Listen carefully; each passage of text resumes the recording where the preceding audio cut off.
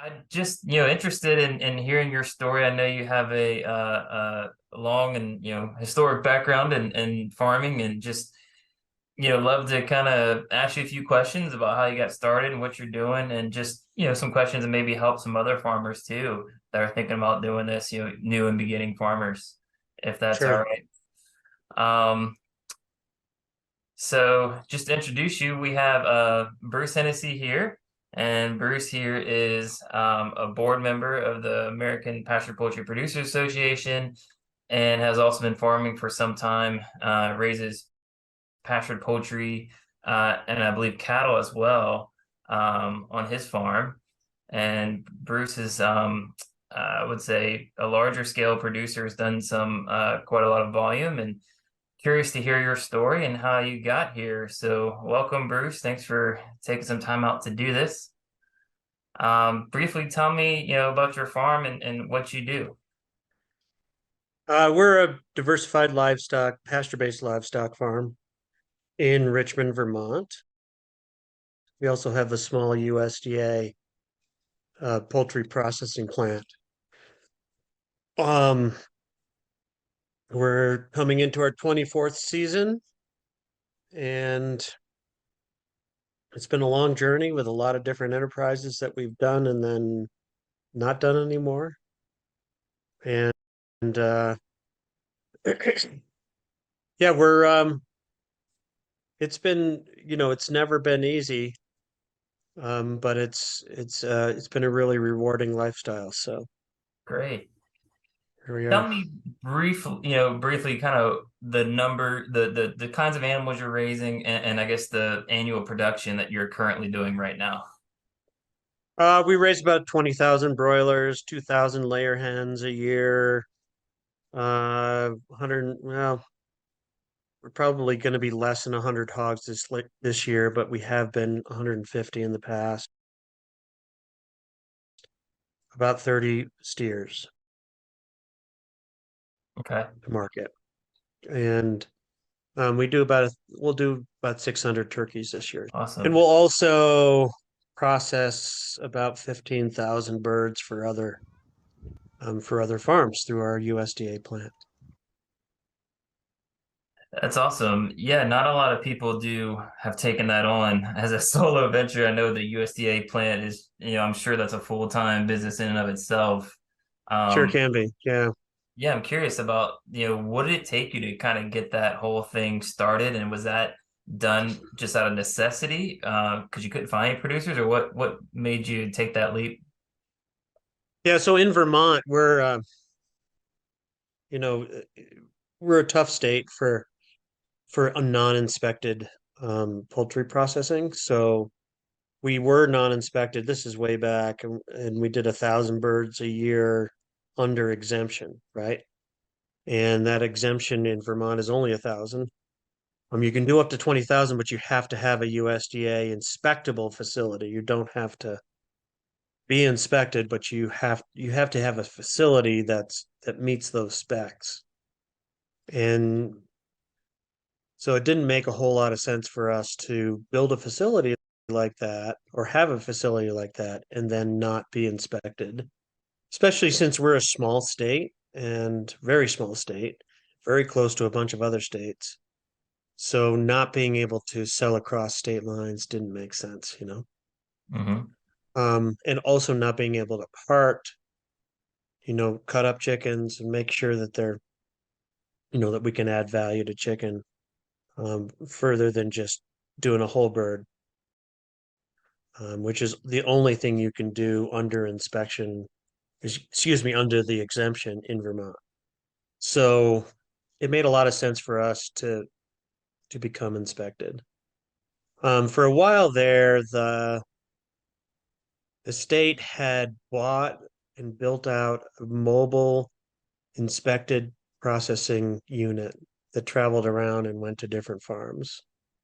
And that model lasted about 3 years, and that's how we kind of broke out of the 1,000 bird limit and started to do 2,500, 3,000 a year, that kind of thing. And then They stopped doing it. They just couldn't make it go, or it wasn't lucrative enough for them, the people that ran it. Hmm. So once they and the state sold that to a farm that just put it on their own place and said, "Hey, we're gonna do inspected poultry here."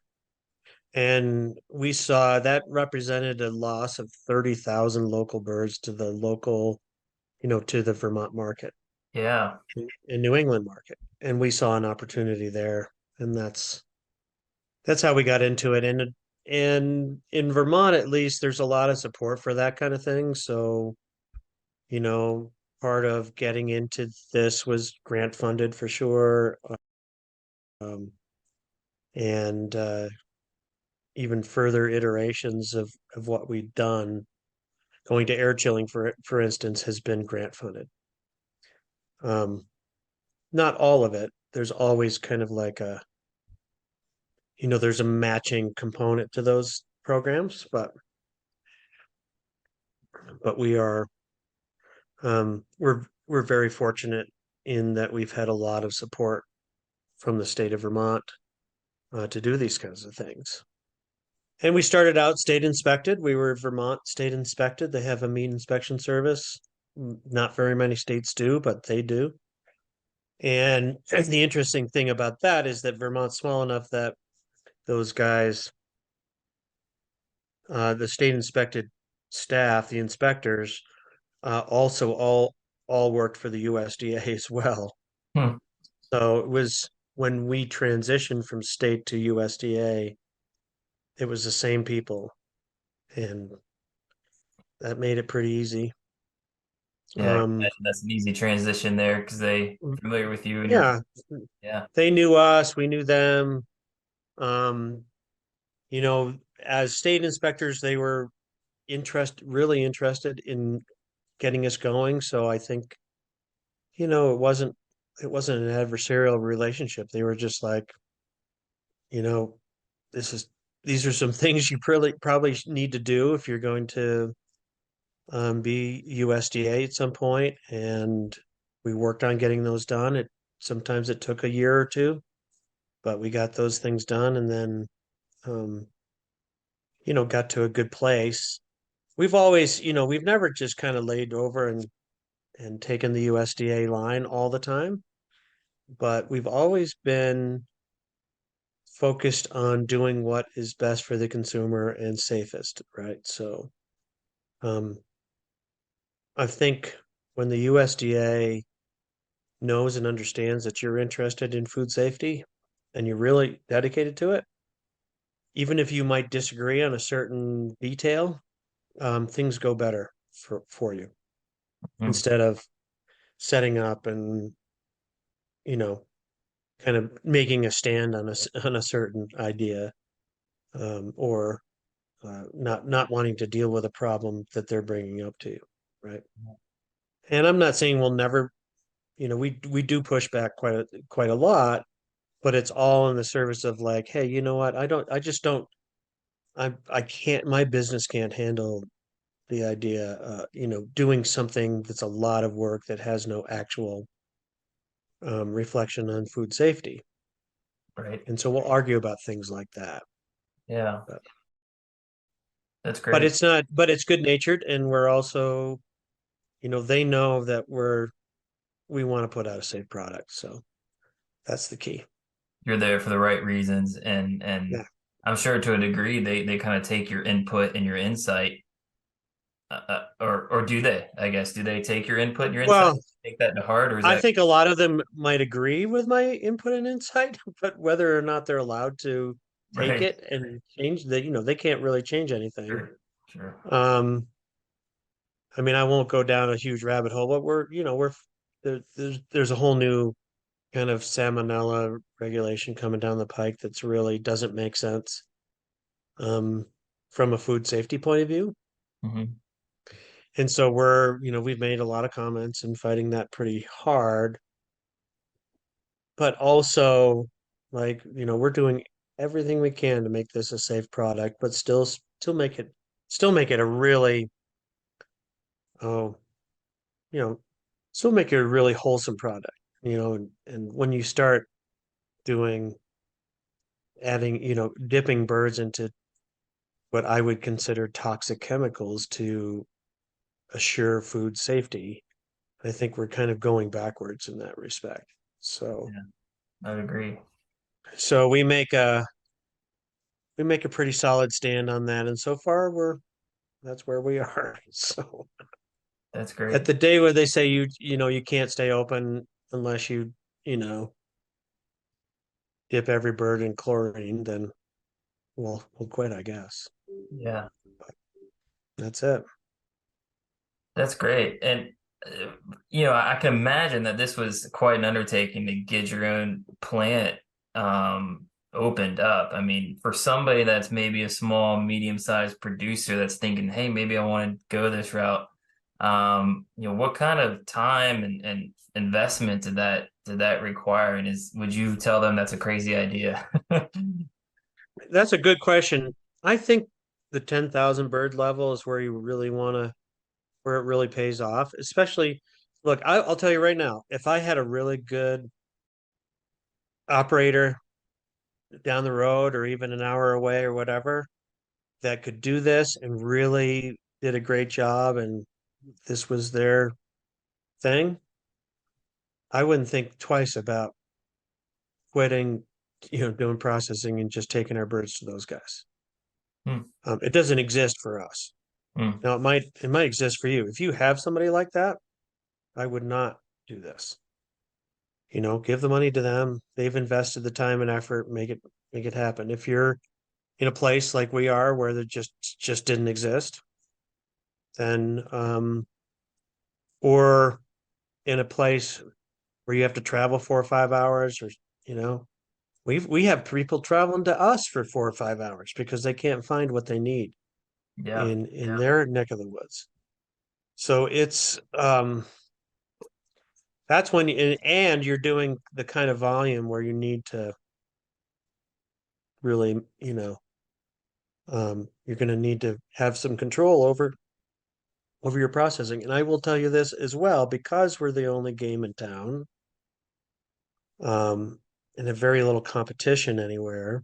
We're still being very fair with our pricing, but we price what the cost is what it is, and people are happy to pay it because then they don't have to do it themselves, right? Hmm.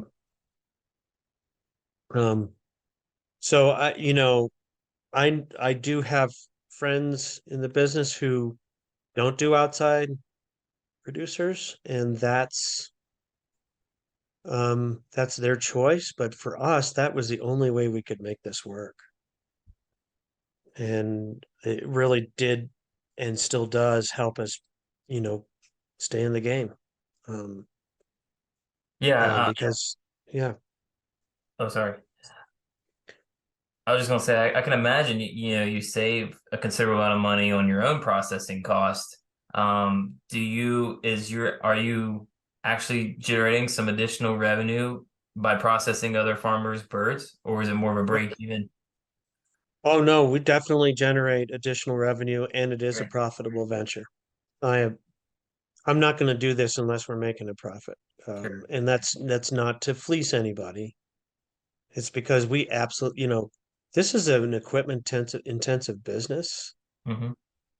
We have to pay for repair and upkeep and replacement of these very expensive pieces of equipment to make this work well. And it would be, it's kind of it's a sacred duty to become profitable. It really is, in my mind. Even though we know that it's not an easy bill to pay for other farms. It's what we need to keep this going. Otherwise, we won't be able to keep it going. So we're not just going to cover our costs. We're going to be profitable doing this, and that profit's going to help us stay sustainable as a business. Yeah. Well, so let's say I'm a producer, I'm doing 10,000 birds, and I'm thinking, hey, maybe it'll make sense to do my own facility to not only save on my cost, but maybe also do a few other farmers on, small scale. Um, what kind of investment, what kind of would that take to get that up and going? Is there a way to do that, an economical route? Is that feasible? Yeah, I think it all depends on what your personal skills are. If you're somebody who has a lot of skills in building, you can build your own facility. Mhm. I think you can probably get in, and it really also depends on what your goals are. Like our goal was always to be able to do 1,000 birds a day in a um, slaughter facility, right? And um, that ended up costing us around back now, God, 9 years ago, I guess. That cost us around $125,000. I think if you and we went out and bought a facility. We went out and we bought the first plant in a box from the Featherman program. Mhm. And at the time it seemed like the right thing, and it also fit our the timing because we really wanted to get started in what we were doing. So we didn't want to wait. We didn't want to wait and take the time it would take to build out a whole bricks and mortar kind of situation. So we bought a plant in a box. We set up the foundation for it, which was very quick and easy, and not a whole lot of money. And they built that over, I don't know, about 6 weeks, and then it arrived, and we put it on our piers and hooked everything up and started running. Wow. Um, and that so the timing for us worked out really well. And it was that was not it was the idea was to have a plug and play USDA processing. Hmm. It didn't come in that way. Um, it was also the very first one, Hmm. so it was hard for them to know exactly what would happen. So we kind of were the beta testers on that, and we had to make a lot of changes, but those changes were covered by Featherman, so we were able to get to the point where the USDA would be happy enough with it. And I really like it. It's very, very tight facility, but I like it because it reduces steps. I think the larger you build your facility, the more transport waste you have and movement waste you have in your plant. Hmm. Us, it is tight. We're working really close together, but you never have to move more than 2 steps to do anything, right? And that speeds up Um, efficiency in your process. yeah, it's really lean process. And so we're able to, process 200 birds an hour on a consistent basis.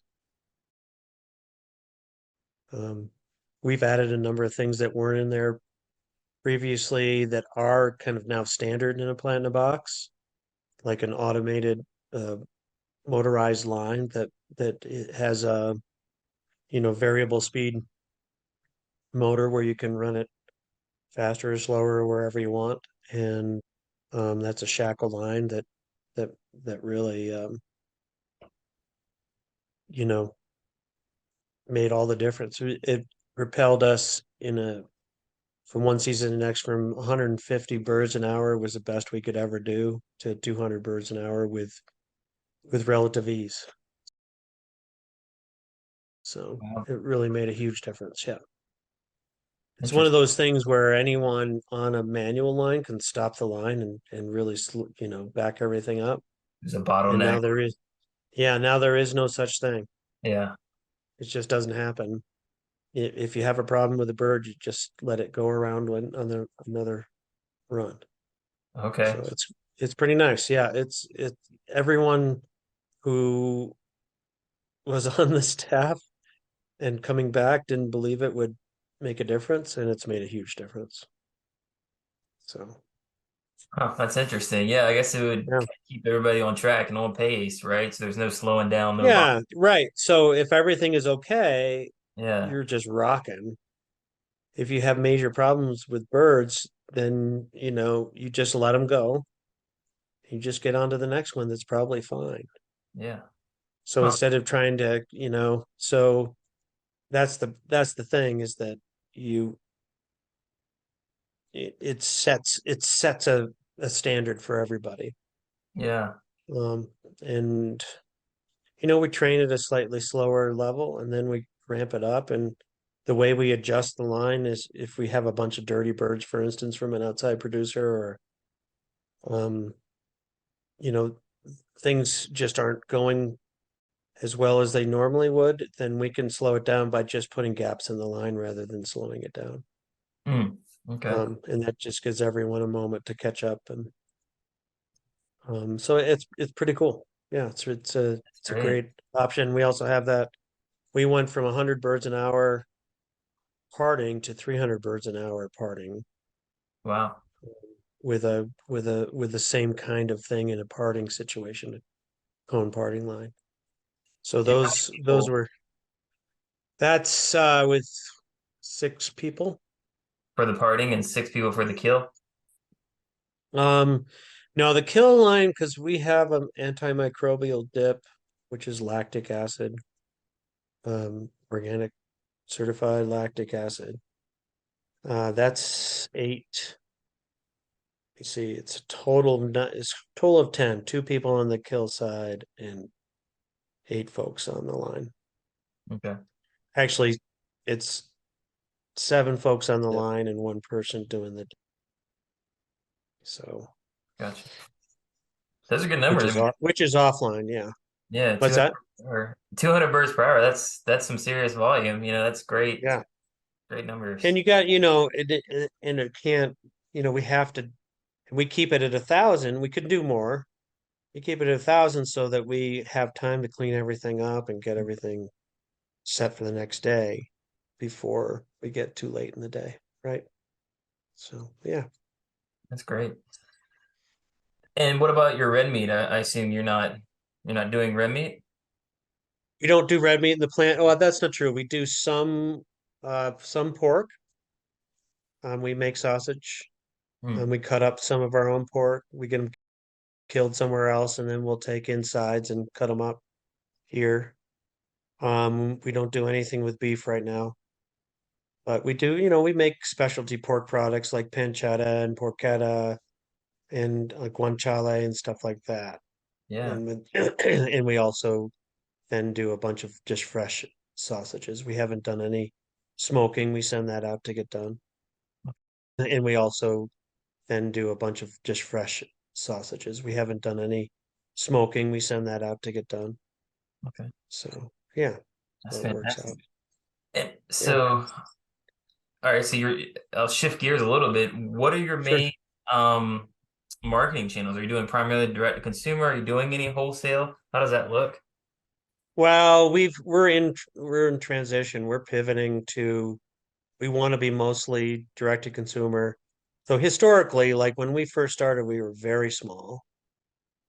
We had layer hens, but we didn't do broilers very much in the beginning. We were primarily a beef cattle, um, and pork, and we did layers. We did sheep. Almost all of that was direct. We were nearly 100% direct to consumer. Farmers markets and off the farm and things like that. And then um, we decided to put in an inspected plant, and there were a bunch of factors there, but we had a concurrent with putting in that plant in a box. We had a large barn fire, Hmm. and we almost stopped. We almost quit at that point. We lost a 16,000 square foot barn. Oh my God. It had tons of dry storage. It had a store in it. It had, heated office and bathroom for winter work. Man.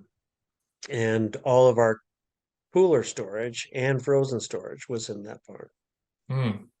And the year after we bought that facility, it burned to the ground. Jesus. So about 6 months after. and we had just put the plant in a box on the ground right next to it. Part of the plant in the box did get damaged in that process, which was tough. But we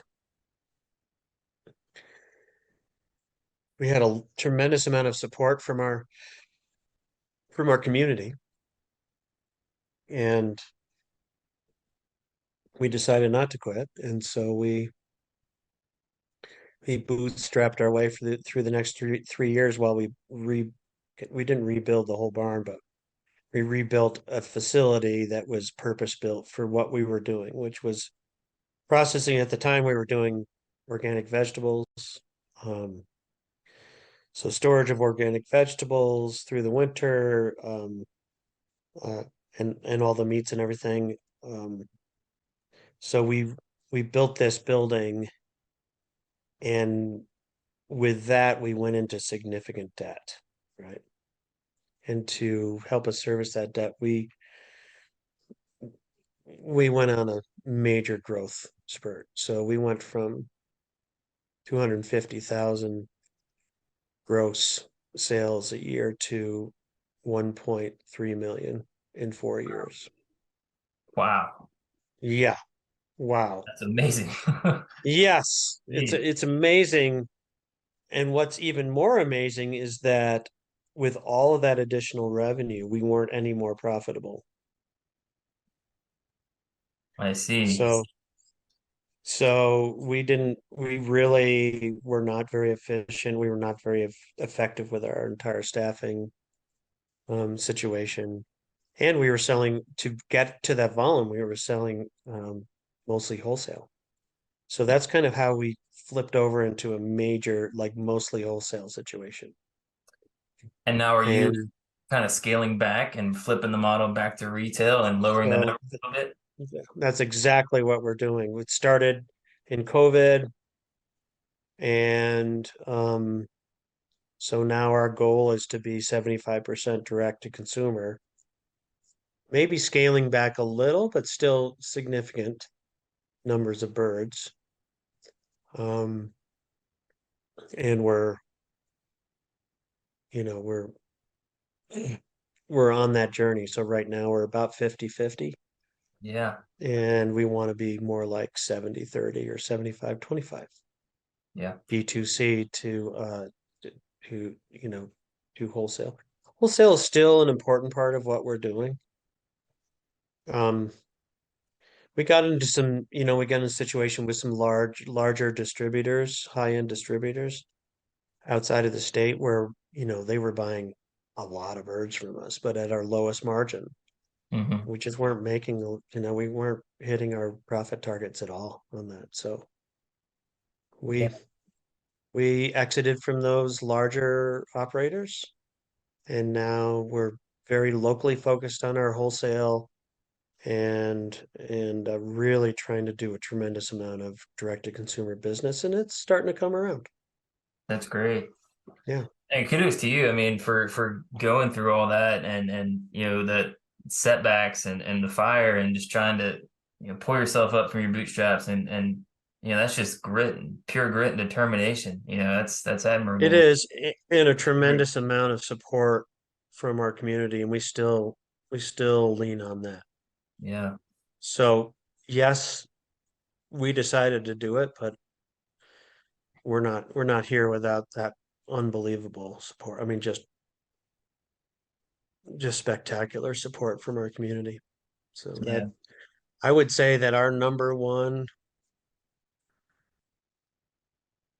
factor in any kind of success we have is the folks that support us and our relationships that we've developed in our community. That's it. that's fantastic. Yeah, it all comes down to people at the end of the day, It does. and that's something I learned early on in marketing. I would post a lot of things on social media or explain, on emails and stuff like that about what I was doing, how it was good for the soil and these kinds of things. And that was stuff that got me excited, about the soil fertility, and I'm seeing our organic matter content go up, and But my wife would look at it like, "What are you doing? No one cares about a two-page rant about your soil. It's like Right. people care if it tastes good and it's raised healthy. It's healthy and it's raised Yes. outside." I was like, "Yeah, I guess you're right." So it kind of brought me back in that perspective that people are buying your product. You got to think about what the people want. And that relationship with those consumers is amazing. And as you've It's huge. had And that. it's not, and we focused a lot on providing value that we don't, that's not monetized, Mhm. right? So it's, and that's, in a lot of senses, we've kind of almost made ourselves, um, too good for the community to fail. I Yeah, don't know if that makes sense or not, but, and that's not in any way, meant to be, that's, it's kind of a tongue-in-cheek description, but we we've worked really hard and we really believe in being such an integral part of the community that people just don't, they want us to succeed. that's fantastic. And and that's been really apparent. We just had a Kickstarter campaign that was fully funded, and we continue to see the kinds of support from the community that keep us going, gets me out of bed every day, every morning. Yeah. What's one thing that's worked really well, and maybe one thing that hasn't worked so well? Looking over the past, number of years that you've been doing this farming. Hmm. Well, I think I just, the community focus has been the biggest thing that's worked well. Hmm. Um, the the thing that we've really struggled around COVID and all of that stuff because we weren't very quick at understanding that all of a sudden it was going to be over and we're going to have a hard time finding people to work, and we we had scaled up and had the support that we could go out and hire a bunch of folks so that when somebody was out with a potential COVID, you know, uh, uh, exposure, and maybe several other employees would be out for the same thing, that we could actually still operate, right? And we got into COVID where we essentially had to be overstaffed to be able to handle that. And then all of a sudden we didn't have to be overstaffed, and we we had a tremendous amount of labor that we were paying for that we probably, that we shouldn't have paid for. And so that was something that didn't work very well. I think our wholehearted dive into wholesale is kind of like a cash flow mitigator, was a big mistake. Um, uh, I honestly, if you want to play at the wholesale level, I think you have to be maybe 4 or 5 or 6 times bigger than we are, maybe even more. Yeah, You just There's just no, we had a partner, nothing against them at all, but they would contract and buy 15,000 birds from us for the season. I went out and found partner farms to grow additional birds so that we could fill that order, right? But it was filling that order at the lowest possible margin. And we constantly had pressure against the margin that we had. right, And they're like, hey, we're buying 15,000 birds, we can't afford a 10% price increase. right. We'd be like, well, okay, let's go to the middle and do 5%. And it just wasn't enough, and we were killing ourselves getting it out the door.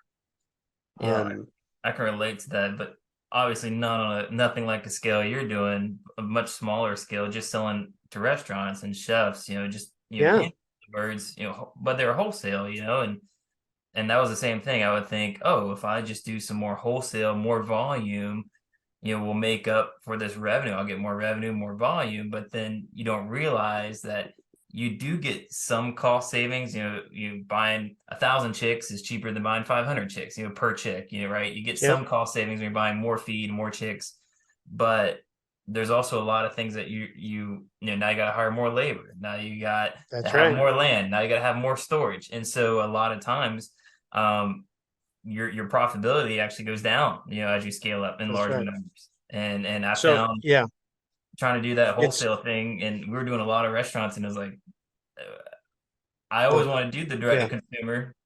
yeah. And that's hard. It's really hard to do that. And we're Yeah. struggling to try to push up our percentage and what we can do and all that stuff. Mhm. But doing less and selling it for more money is at our side, at least at our scale, is really the only way we stay viable.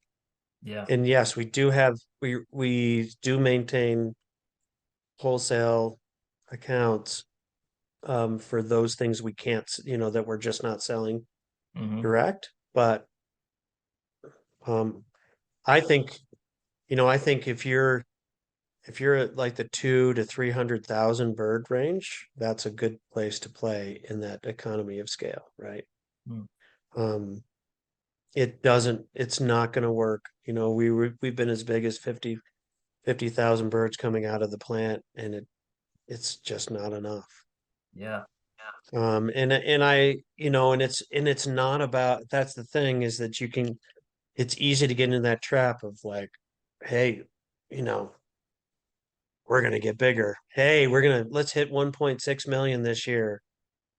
It doesn't make any difference. What you need to be doing is looking at what your gross margin per unit is, and is that high enough to handle your overhead, period, right? Hmm. What is your gross profit per unit? And then can you pay for the assets that produce that unit through that and still have some left over to, continue to rejuvenate and sustain your business. Yeah. Yeah. I agree So with that. That's and great. so we are contracting in that sense. Um, you know, the bit, most business people, you have to expand to do anything. And my point is, no, we don't. We don't. We need to we need to expand our margin. Yeah. That's what you need to expand and protect your margin. That's what I Margin is everything. Yeah, So I agree. Margin, that's what I tell folks. Margin's everything. It doesn't work with 100 birds. It's not going to work with 1,000. So doing more right, volume can help you. right. We found that out during COVID. Like you said, we were doing 95% wholesale.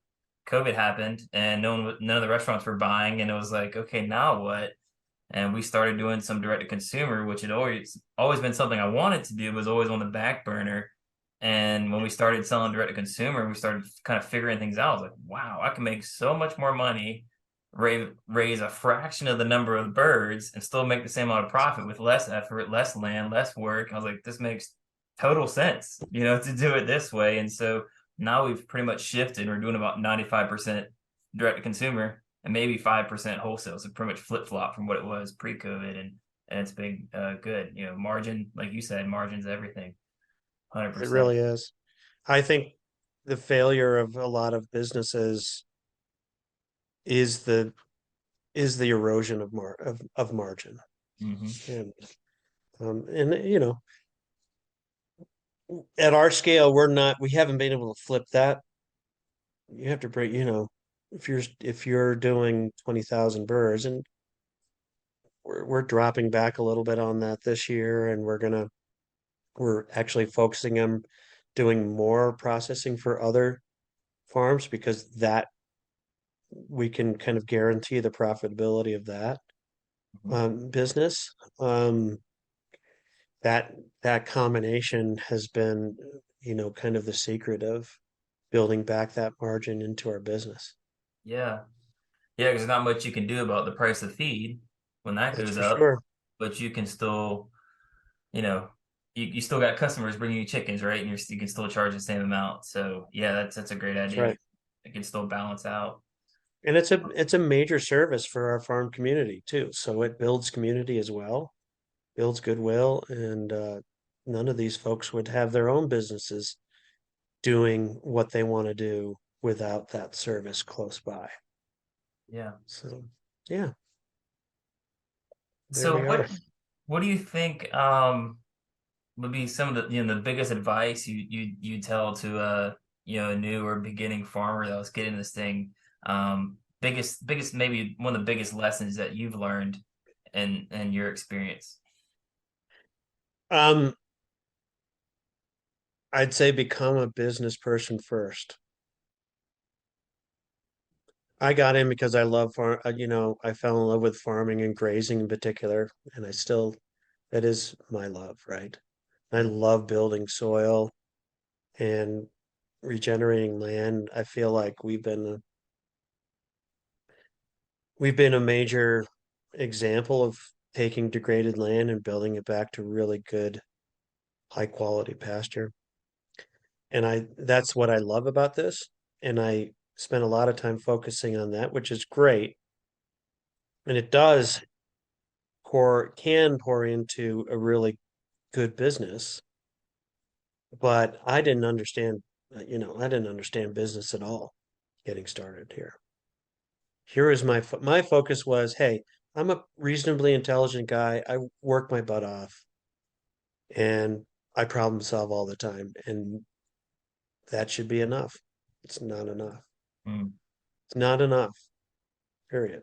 I'd It's agree. not about how hard you can work. Hmm. It's not about, you know, it's not about being smart. All that stuff helps, but it's actually understanding the basic principles of how to run a successful business. It was much more about how to understand the basic financial structures of farm and ranching businesses and the essential components, most of which it has to do with dealing with people, Hmm. right?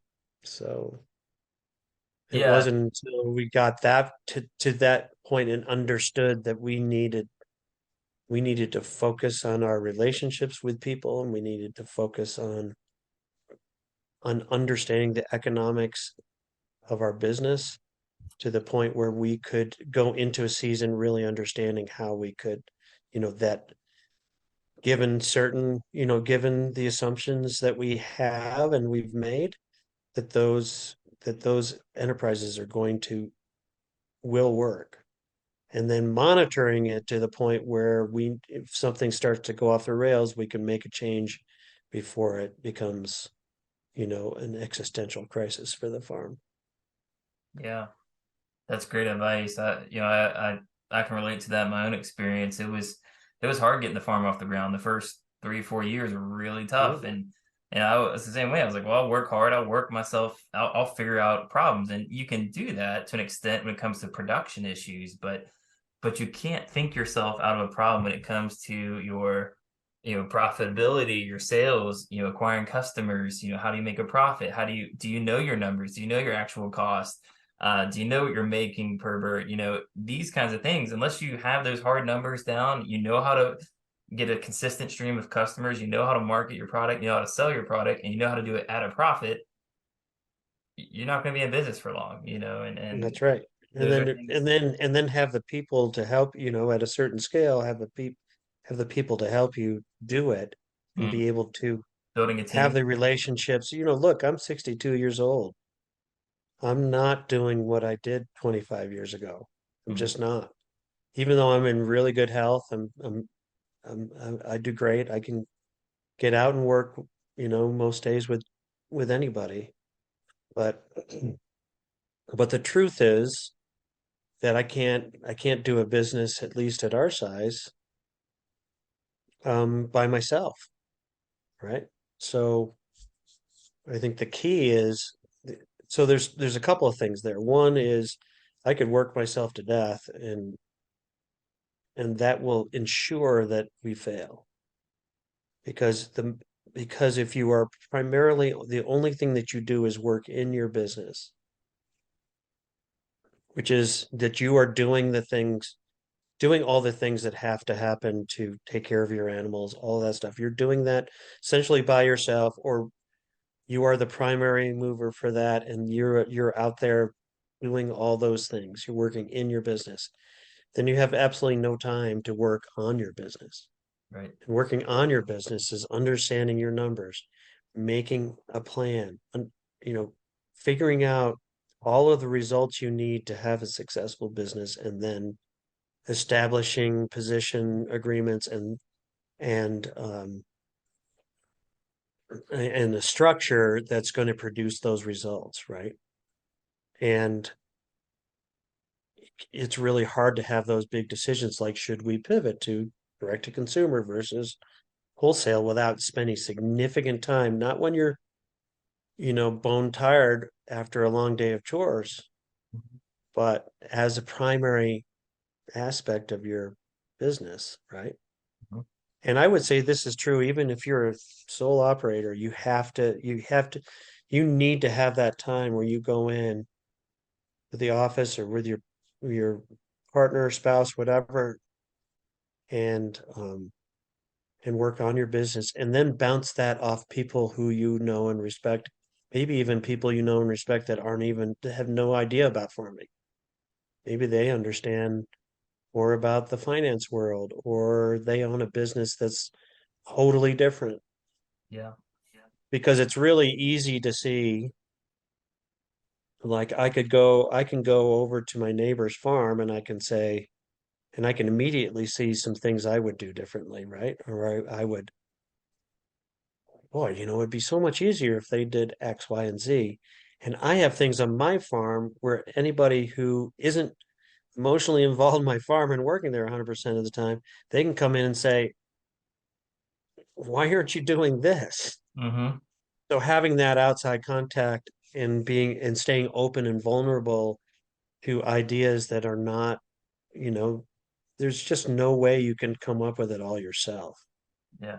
Even as a sole, um, your sole actor in your business. You need to go out, and that's why I think APA, for instance, is such an awesome organization. It's such a great place to Yeah. kind of test your ideas with, ask questions, get other people's thoughts. Mm-hmm. It's all out there in our team, in our membership, and Mm-hmm. and that's all working on your business. It's not out there, taking bucket full of feed to your chickens. It just isn't there.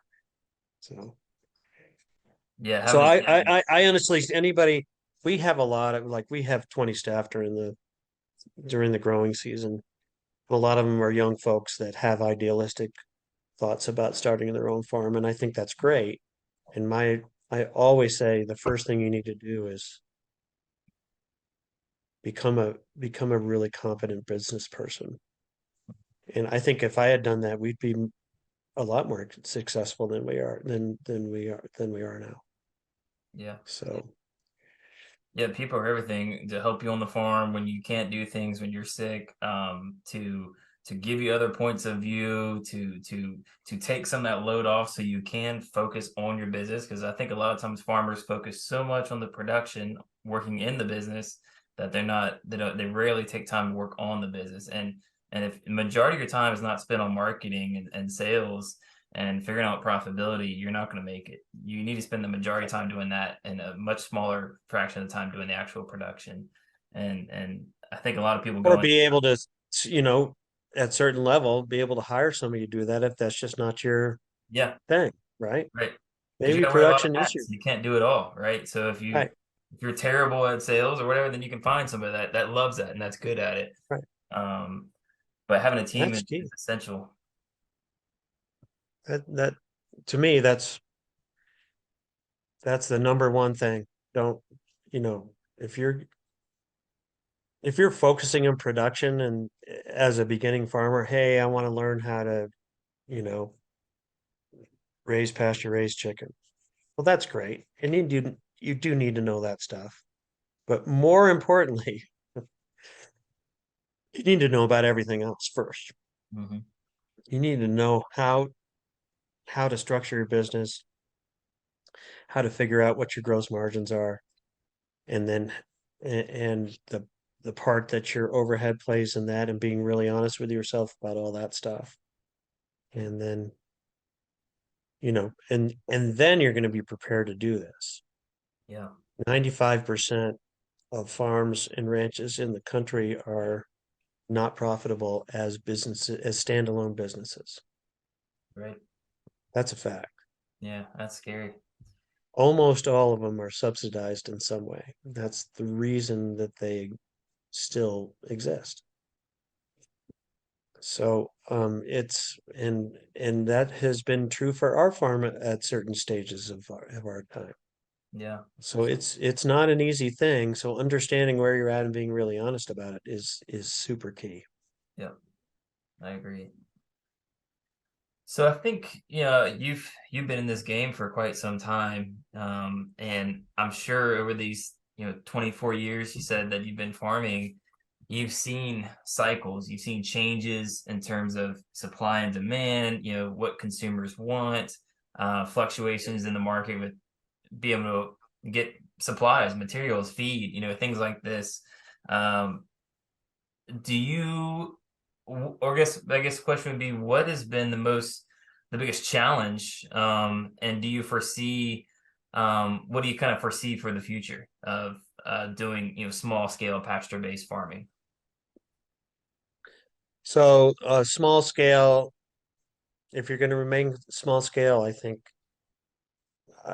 the future is always going to head towards building your community and being an integral part to your community. And I think that's number one.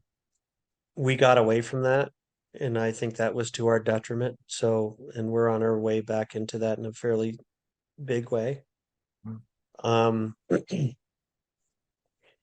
right now, one of the biggest things is for us is that the farm infrastructure around, you know, things like tractors, and if you have a hay operation, or if you have all these things, the expertise in tech and techs, mechanics, etc., that can do that, that can help you with those pieces of equipment, are disappearing, and it's much harder Mm. to to access that expertise. Yeah. Some folks getting into this may have that already, but even the best folks, unless they are really a truly professional mechanic, there's a lot of things that happen with machines and things like that that you're going to have to take elsewhere. So I think that that's something that worries me a bit. I'm not a, I can do the basic stuff, but I'm not a, serious high-end mechanic in any way. Um, so that worries me, even though, I mean, I'm happy to pay somebody, a really good hourly uh, fee if they can fix something quickly and they have the equipment to do it, right? Rather than, I could probably do it myself, but it would take me, 3 or 4 or 5 days, and have to go out and buy some specialized tools and that kind of thing. So I think hiring expertise is something that, a lot of us don't want to do because we're independent and we're rugged individualists, right? Right. Um, I don't want to pay anybody to do X. But in the end, if you're me anyway, you could get into a project that you're determined to do by yourself, and it ends up costing you more because, it took 3 or 4 days out of your farm life, right? Hmm. But so that's a trend that I'm seeing. The other trend is that,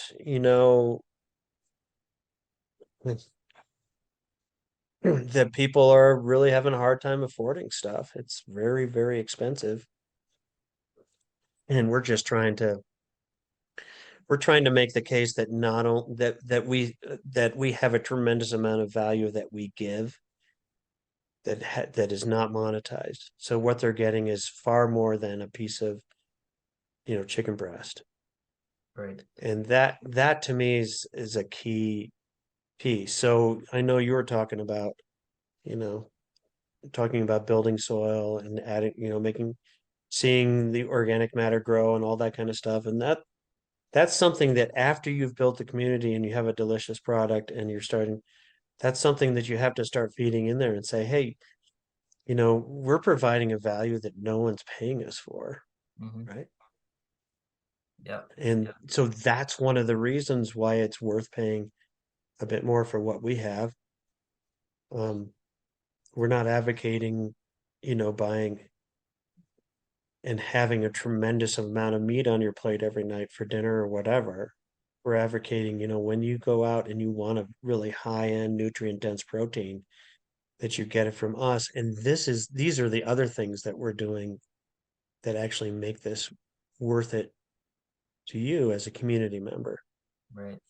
And I think that's a big deal. And I think we're banding together right now. We're members of the land care cooperative here in Vermont that is talking about, um, not talking about, we're starting to pilot a land healing program for our communities.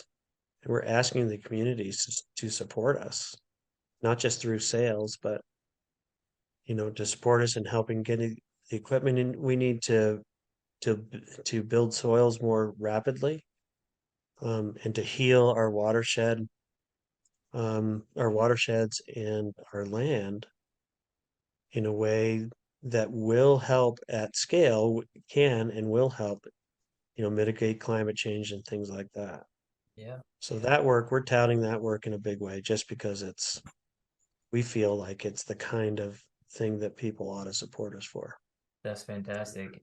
And I think Yeah. you nailed it on the head. I think you said it perfectly how it's great to approach your customers like, this is what we're doing. It tastes great and it's chicken raised outside. And that's good enough for them to get that Yeah. maybe first initial purchase with you and start building that relationship. And then you can tack on, oh, by the way, we're also making food that's more nutrient dense. It's not has chemicals. It doesn't have, medications and carcinogenic stuff in the soil. And we're building soil and helping to improve habitat and sequestering carbon, like, then you can tack on all these extra benefits, right? And, it all goes back to, food at the supermarket is cheap and it's cheap for a reason because we're subsidizing in so many different areas. This cheap food is killing the environment and it's depleting topsoil and it's doing all these other things and causing cancer. And, there's a reason why it's cheap. And so, um, yes, we do, when people buy, farmers' products like yours or mine, they do pay a little bit more upfront initially. Um, but I think when you look at all the costs that's involved, it's probably far cheaper when you calculate all the other Right. environmental and health costs that would be included in that cheap food. Well, it's also costs that you're not passing on to your grandchildren in the form of environmental degradation, Mhm. loss of topsoil, loss of pollinator habitat. It just keeps going, right? So,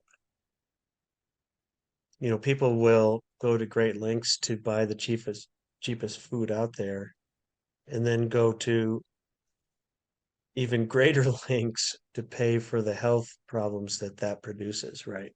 Mm, yeah, And so, and that's something that a young person in general doesn't realize, that what they're doing is they're borrowing from their future to have a cheap meal now, right? yeah, And then there's a tremendous amount of young people who really understand that. And they're like, yep, okay, maybe I'm not gonna have, a steak every night or chicken breast every night, but when I do, I'm gonna buy the right stuff. Right? Maybe then I don't have to go to the grocery store. I can make myself something that is truly healthy from a farmer that I know and support this work that builds soil, mitigates climate change, you know, filters water, everything about it. So yeah, it's worth doing, that's for sure. it is. So now that you've had a long career and you've gained a lot of tons of experience, tons of wisdom, what what gets you out of bed in the morning? You jump out of bed and you're excited about what are you most optimistic about for the future and what you're doing in agriculture? Well, we work with a tremendous amount of young people who are just salt of the earth. And to me, that gets me totally excited. Yeah. So I won't call myself a mentor. I just get to work with them and they have tremendous energy and ideas. And we get to kind of form that into our program and help them kind of maybe understand some things that go beyond just their enthusiasm.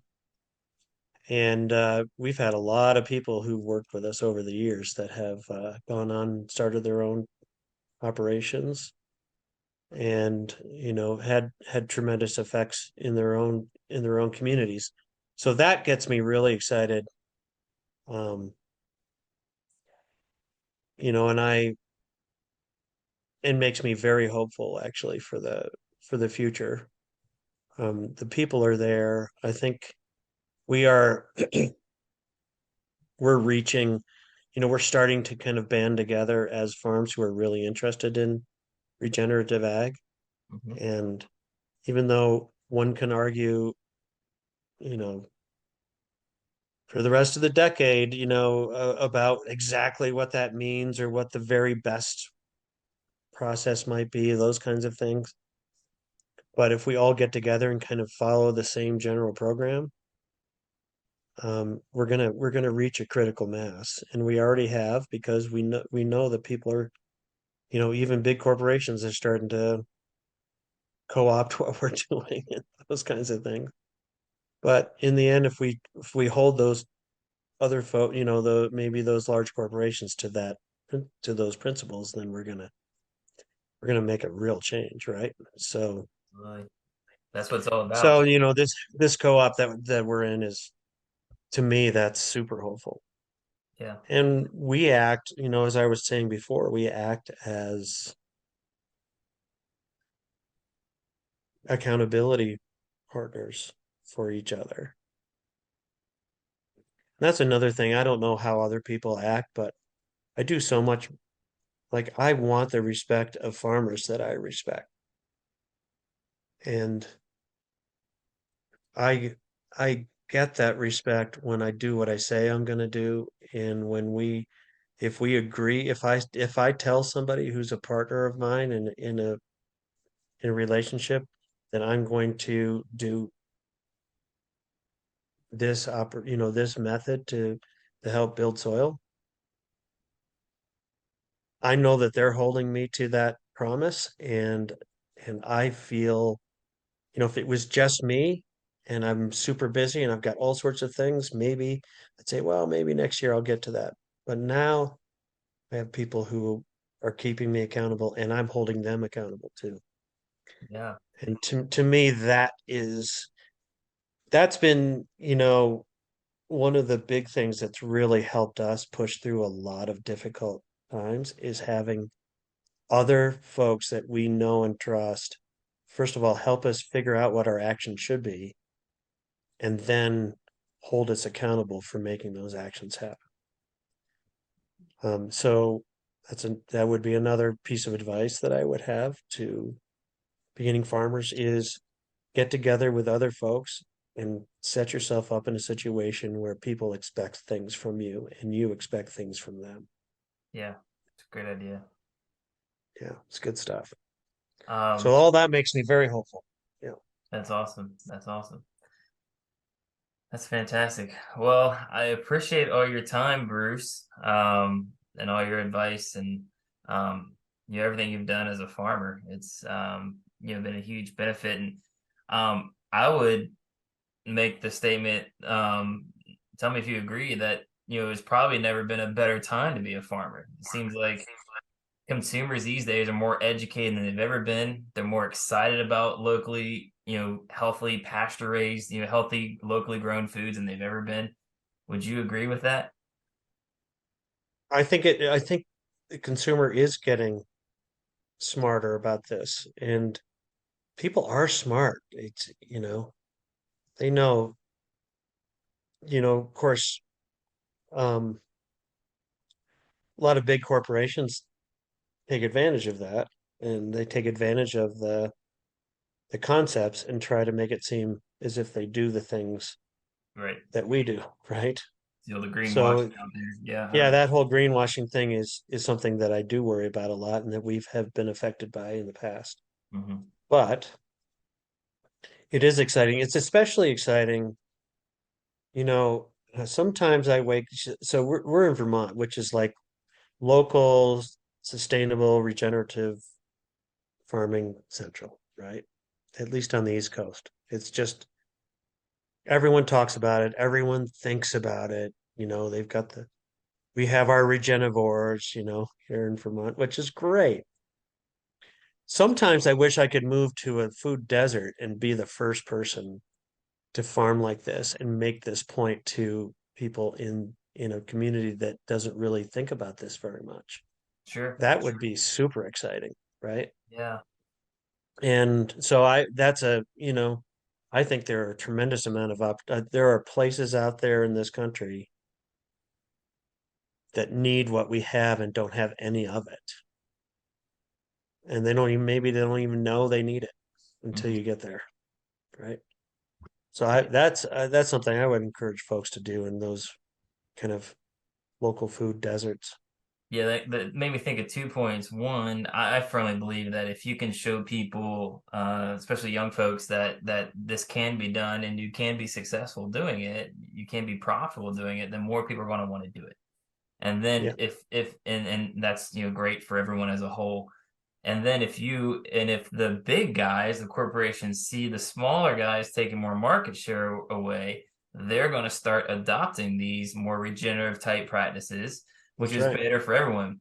The question then becomes, when the big guys are doing everything we're doing, then what do we do? Because then we're not Right. we're not on the fringe, we're not alternative anymore. Then we No, gotta find some new things to do, or even that's right. even further, right? Or maybe it's a stable enough business and everyone understands that it costs what it should cost, which Yeah, is a lot more than it costs now in a grocery store, right? yeah. Um, But in but the end, yeah, I'd be no, and it's that's happening. It's happening as we speak. I mean, Pasture Bird is a perfect example right. of that. And you know, I know a lot of people in APA have felt like that was a little bit of a sellout. Um, and I've been conflicted about it because, you know, it's kind of the stated goal of APA or has been to hmm kind of flip poultry production to a whole new different paradigm across the country. And right now we're only 1%, Yeah. you I'd know, be I'd and be thrilled if it was 100% pasture based and regenerative. That's the ultimate goal. right. Um, That is the ultimate goal. And I don't know, I'm sure we can't get there without probably having some yeah. big, big honking corporations involved, but And hopefully in the right way. hopefully that's a step in the right direction. Hopefully it's not greenwashing. I try to be hopeful when I see things like Yes. that. But I am skeptical. I do, uh, have my skepticism about their true intentions, but hopefully it's a sign of a step in the right direction. And, we'll see. And I think, like you said, there'll always be a market for local regenerative farms and local regenerative products. I don't think that's ever going to go away. So, um, anything else you want to share?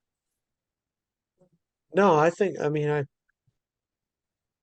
I'm always putting these ideas out there, so I think I've Yeah. covered most of it, but Yeah.